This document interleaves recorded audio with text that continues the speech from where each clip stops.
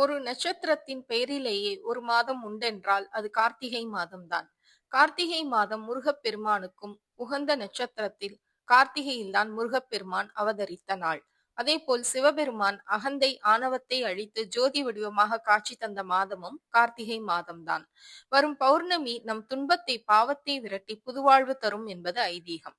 எனவே கார்த்திகை மாதம் வரும் பௌர்ணமி தினம் வருடத்தில் 12 பௌர்ணமியில் மிகவும் விசேஷமானது. வருகின்ற டிசம்பர் 4ஆம் தேதி வியாழக்கிழமை ரோஹிணி நட்சத்திரத்தில் காலை 7:55 மணி முதல் மறுநாள் 5ஆம் தேதி வெள்ளிக்கிழமை அதிகாலை 3:55 மணி வரை பௌர்ணமி கிரிவலம் செல்ல உகந்த நாளாகும்.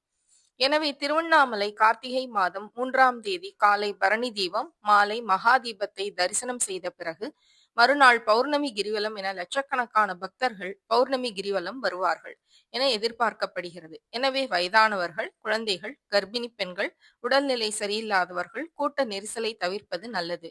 தமிழக அரசும் மாவட்ட நிர்வாகமும் தகுந்த பாதுகாப்பு ஏற்பாடுகளையும் செய்துள்ளது. இது போன்ற ஆன்மீக செய்திகளுக்கு பத்மம் யூடியூப் சேனலை சப்ஸ்கிரைப் பண்ணுங்க, லைக் பண்ணுங்க, ஷேர் பண்ணுங்க, கமெண்ட் பண்ணுங்க. நன்றி, வணக்கம்.